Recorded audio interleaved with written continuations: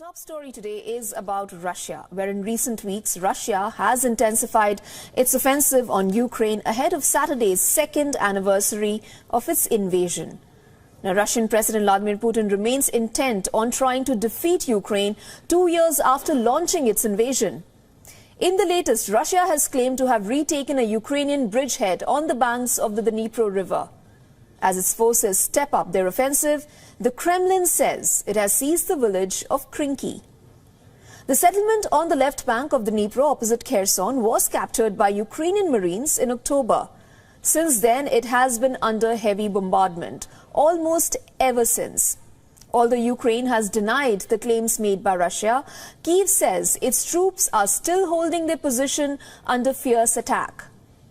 Now, Moscow's push on Krinky came amid a series of coordinated Russian assaults along the front line in eastern and southern Ukraine, following the capture of the town of Avdiivka.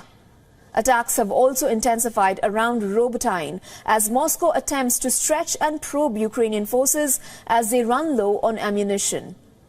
Now, amid the recent attacks, according to a survey, only 10% of Europeans believe Ukraine can defeat Russia on the battlefield, while 20% say Russia will win the war, and some 37% of Europeans think the conflict will end in a stalemate.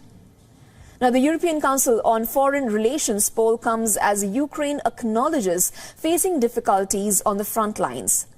Furthermore, Kyiv has doubts over the Western backing as it continues to fight the Russian forces.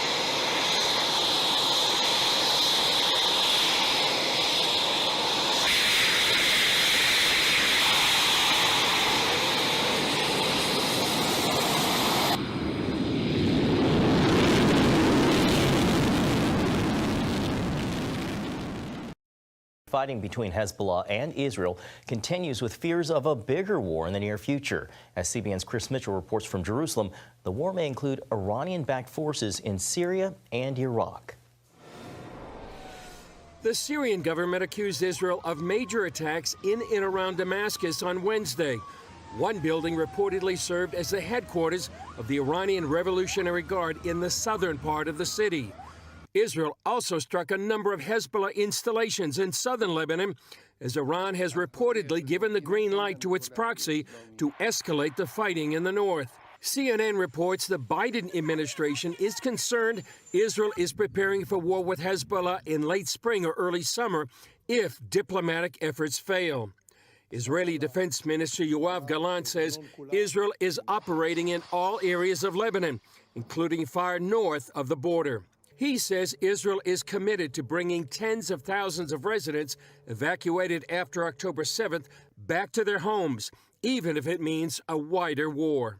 we are giving a chance for a process of settlement, and on the other hand, we are preparing all the possibilities in order to safely return the residents to their homes, even in an operation that is not a diplomatic operation. With the Muslim holiday of Ramadan less than 2 weeks away, the U.S. State Department is urging Israel to respect religious freedom and allow access to the Temple Mount. It's not just the right thing to do. It's not just a matter of granting people religious freedom that they deserve and to which they have a right, but it's also a matter that directly is important to Israel's security. It is not in Israel's security interest to inflame tensions in the West Bank or in the broader region. Israel's foreign ministry tells CBN News Israel respects religious freedom.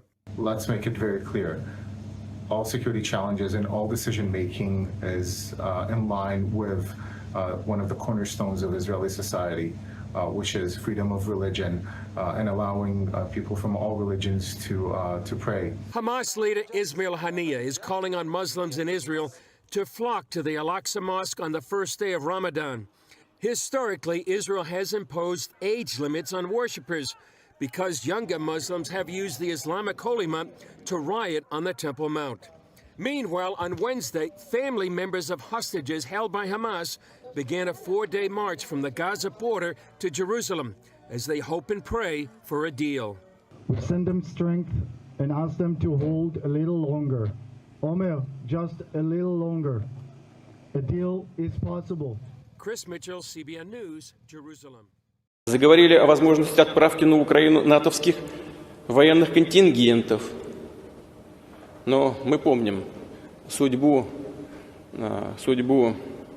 тех, кто направлял когда-то свои контингенты на территорию нашей страны. Но теперь последствия для возможных интервентов будут гораздо более трагичными.